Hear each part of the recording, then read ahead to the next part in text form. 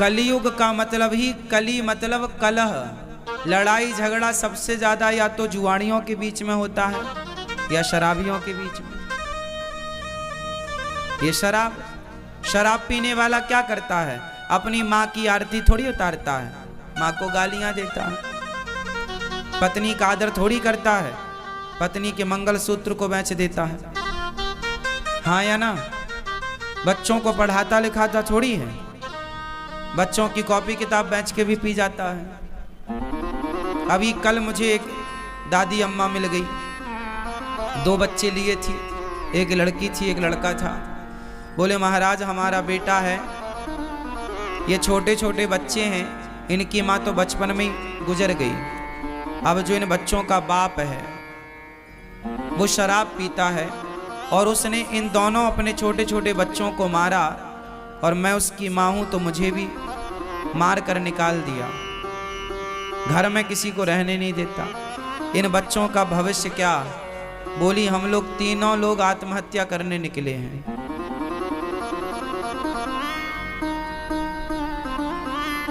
शराबी इस तरह से प्रताड़ित करता है ना अपनी माँ को, अपने बच्चों को, अपनी पत्नी को। फिर मैंने माँ को समझाया कि माँ जैसे पढ़ाओ लिखाओ इन बच्चों को, आप समझदार हो, आपके जब तक हाथ पांव चल रहे हैं आप करो कुछ। आत्महत्या करना किसी समस्या का समाधान नहीं होता। समझाया, उसके बाद वो माँ चली गई। कहने का तात्पर्य तो यही हुआ कि शराबी अपने परिवार को कितना प्रताड़ित करता है ये तो शराबी का परिवार ही जानता होगा। क्यों जी? शराबी की पत्नी कितनी दुखी है ये तो वही जान सकती है। जिसके पांव में विमाई फटी ही नहीं वो पीर पराई क्या जाने, और जिसने बेटी को जन्म दिया ही नहीं वो बेटी की विदाई क्या जाने। कई बार ऐसा होता है कि हम दूसरों का दुख नहीं जान पाते। दूसरा आदमी कितना दुखी है उसके दुख का हम अंदाजा भी नहीं लगा पाते। क्यों? तो शराब समाज को कितना दुखी करती है, बोलो हाँ। इसलिए आप लोगों से मेरी विनती हाथ जोड़कर है, मेरे नौजवान दोस्तों भाइयों से, शराब ना पिया करो। तुम्हारी पत्नी, तुम्हारे बच्चे, तुम्हारी माँ बड़ी दुखी रहती है।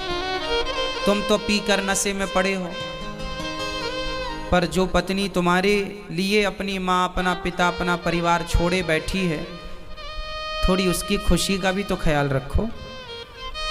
उन बच्चों का भी ख्याल रखो जो अभी छोटे हैं, जिनको पिता के प्यार की, माँ के प्यार की ज़रूरत है, शिक्षा की ज़रूरत है।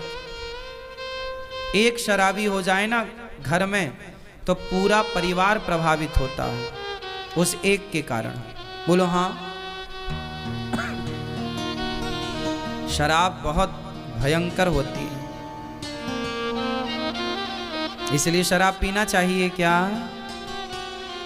शराब अच्छी हो, यदि आपके हिसाब से शराब अच्छी है तो फिर अपने बच्चों को भी पिलाना, और शराब बुरी है तो हाथ जोड़ के कहता हूं आप कभी मत पीना, क्योंकि ये सब बर्बाद कर देती है। शराब सब कुछ बर्बाद कर देती है। आप कितने लोग इस बात के गवाह हैं कि शराब पीकर बर्बाद हो जाता है व्यक्ति?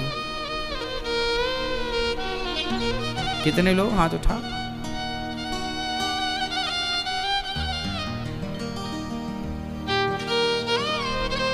लाखों लोग तो बर्बाद हो चुके है ना।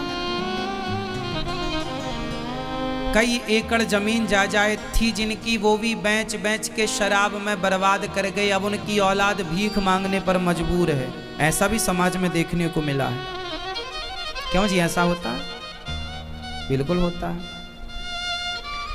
शराब पीना बुरी बात है ना कि अच्छी बात है? बुरी बात है। लेकिन आप लोग टीवी देखते हैं, मूवियाँ देखते हैं, पिक्चरें देखते हैं। आजकल पिक्चरों में शराब पीने का सीन होता है। आजकल जितने भी आपके सुपर डुपर स्टार होते हैं ये आपको शराब पीने के लिए प्रेरित करते हैं। मतलब वो चाहते ही हैं कि आप बस नशेड़ी बन जाओ, आप अपने लिए, अपने परिवार के लिए, अपने देश के लिए कुछ ना करो, बस शराब के नशे में पड़े रहो। इसलिए हमारे देश में तो शराब बांट बांट के चुनाव तक जीत लिए जाते हैं। जिस नेताजी ने ज्यादा शराब पिलाई उस नेताजी को ज्यादा वोट मिलेंगी। ऐसा होता है हमारे देश में। मतलब शराब की बोतल में आदमी बिक जाता है। शराब की गुलामी देख रहे हो आप। वो कुछ नहीं बोलती शराब, लेकिन आदमी को खरीदने की ताकत शराब में है। इस तरह आदमी नशेड़ी है। और सोचिए कि जो व्यक्ति इस तरह से गुलाम होगा तो अंग्रेजों की गुलामी और शराब की गुलामी, इन दोनों में खतरनाक कौन सी है? इसलिए आप किसी के गुलाम क्यों बने? क्यों अपना बोतल भर शराब में अपना विवेक, अपनी बुद्धि नष्ट करें? क्यों नहीं अपने विवेक से काम लेते आप लोग? हमारे देश में गरीबी का सबसे बड़ा कारण शराब है। मैं इसका बहुत बड़ा गणित समझा सकता हूं आपको। समझो, एक आदमी दिन में, एक मजदूर की बात करो आप, एक मजदूर दिन में 250-300 रुपए कमाता है या 400 रुपए कमाता है। 400 रुपए कमाता है जिसमें कि वो 100-150 रुपए की शराब पी लेता है। हाँ या ना? दिन भर काम करेगा, शाम को 300 रुपए या 400 रुपए मिलेगा तो घर जाने के पहले एक बोतल वो शराब पी लेता है और घर जाता है तो शराब के नशे में जाता है। सबकी बात नहीं कर रहा हूं मैं, कुछ लोगों की। अब उसको 100 रुपए की शराब यदि रोज पीता है तो महीने के 3000 हुए कि नहीं? क्यों जी, हो गए क्या? गणित सही है हमारी? 30 दिन का कितना हुआ? 3000 हो गए क्या? हो गए। अब बताओ कि जो 3000 रुपए वो शराब में खर्च कर रहा है महीने में, 3000 वो अच्छे स्कूल को देता तो उसका बच्चा अच्छी शिक्षा प्राप्त कर पाता। उसके बच्चे को मजदूरी ना करनी पड़ती। वो मजदूर है, चलो कोई बात नहीं, पर अपने बच्चों को तो पढ़ा लिखा कर इतना योग्य बनाओ कि उन्हें किसी के द्वार पर हाथ ना फैलाना पड़े। तो खुद भी मजदूरी करता है और फिर शराब पी कर के पैसे बर्बाद करता है। बीमार पड़ जाता है तो फिर बच्चों से कहता अब तुम कमा कर लाओ। तो बच्चों को आपने ना पढ़ाया ना योग्य बनाया तो फिर वो मजदूरी ही करेंगे। तो उनके बच्चे फिर मजदूरी करने के लिए मजबूर होते हैं। फिर उनके साथ धीरे धीरे जब बाप शराब पी के ऐसा हुआ तो उनके बच्चे भी फिर वो सोचते हैं हम भी शराब पिएं। इसलिए हमारे देश में गरीबी की जड़, यदि हर पिता पैसे कमाकर, मजदूर भी पैसे कमाकर यदि उसे सही जगह पर खर्च करे, अपने बच्चों की पढ़ाई लिखाई में, अपने लिए घर बनाए, अपनी ज़रूरतें पूरी करे और 2 पैसा बचा के अपने भविष्य के लिए रखे, तो बताओ गरीबी समाप्त हो जाएगी? उसकी होगी। भारत के प्रत्येक व्यक्ति की गरीबी जब मिटेगी तब भारत देश की गरीबी मिट जाएगी। और इसके लिए आपको विचारवान होना पड़ेगा, पैसे का सदुपयोग करना पड़ेगा। शराब, आज बड़ी बड़ी पिक्चर बनाने वाले सुपर डुपर स्टार वो आपको शराबी बना रहे हैं। हमारे देश का दुर्भाग्य बताएं क्या है? दुर्भाग्य ये है मेरी माँ कि आज यहाँ पर कोई अच्छी बात आपको बताए, आपके बच्चों को सही राह बताए, तो आप उसे कहते हैं कि ये ठग रहे हैं, लूट रहे हैं। और आपको कोई गलत बात बताए तो आप उनकी जय जयकार करते हुए उन्हें सुपर डुपर स्टार बना रहे हैं। अब देखो ना, आपके कितने सुपर डुपर स्टार ऐसे हैं जो गुटखे का प्रचार करते हैं, जो शराब का प्रचार करते हैं, जो जुए का प्रचार करते हैं। जंगली रमी ऐप डाउनलोड करा रहे हैं कि नहीं? वो जुए का प्रचार कर रहे हैं। कौन? आपके सुपर डुपर स्टार जो पिक्चर बनाने वाले लोग हैं, हाँ या ना? जुए का प्रचार कर रहे हैं ना?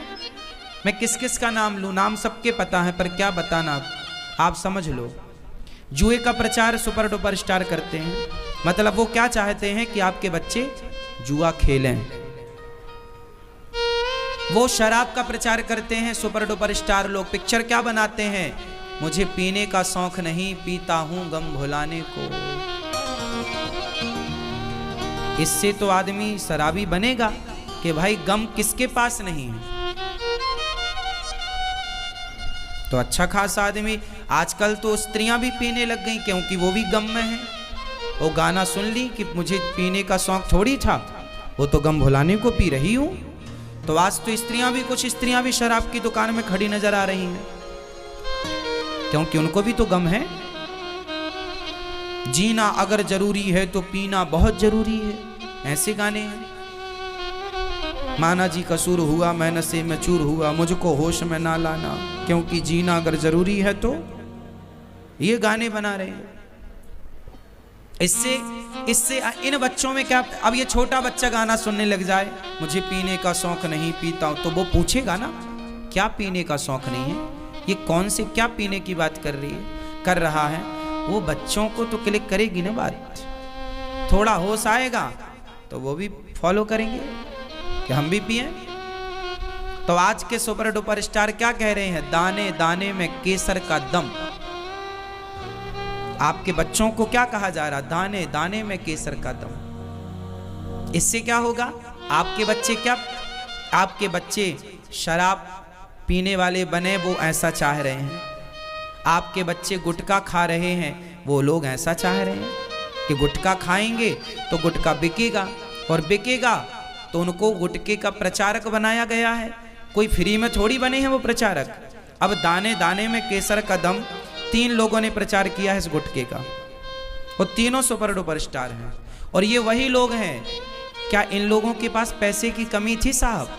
कभी मिले तो पूछना, क्यों भैया आपके पास पैसे की कमी थी क्या, जो आपको गुटखे का प्रचार करके पैसा कमाना पड़ा? तुमसे अच्छी तो वैश्या है, वो शरीर तो बेच देती है, लेकिन वो अपने ईमान को नहीं बेचती है। वो अपनी मजबूरी में कुछ भी करे, लेकिन वो किसी को प्रेरित नहीं करती कि भाई तुम वैश्यागामी बनो। और ये तो टीवी पे आकर रोज प्रेरित कर रहे हैं, दाने दाने में केसर का दम, मतलब आपको प्रेरित कर रहे हैं कि गुटखा खाओ।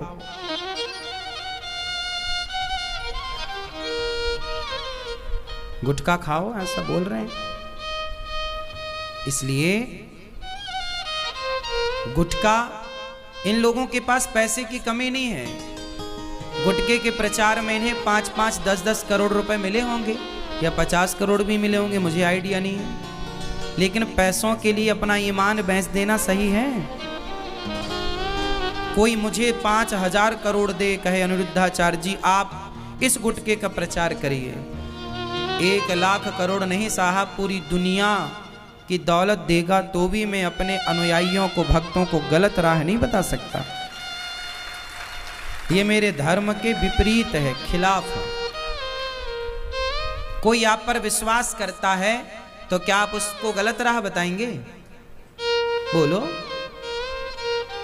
बोलो हाँ या ना। तो इन लोगों पर लोगों ने पिक्चरों के माध्यम से विश्वास किया कि भाई ये लोग जो करेंगे अच्छा करेंगे, पर ये तो आपको गुटखा खाना सिखा रहे हैं। क्यों जी, सीखे के नहीं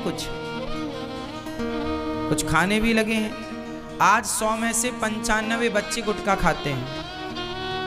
छोटे छोटे बच्चे गुटखा खाते हैं, बोलो हाँ। छोटे छोटे बच्चे, और गुटखा खाने वालों के साथ ऐसी स्थिति है कि आप उनके सामने बैठ जाएं तो आधा तो आपका मुंह भिड़ा देते हैं, छपेड़ देते हैं गुटखे से। जब वो बात करते हैं ना तो उनके अंदर की सुपारी निकल निकल के आपके मुंह में चिपकती है। ध्यान से देखा कि नहीं?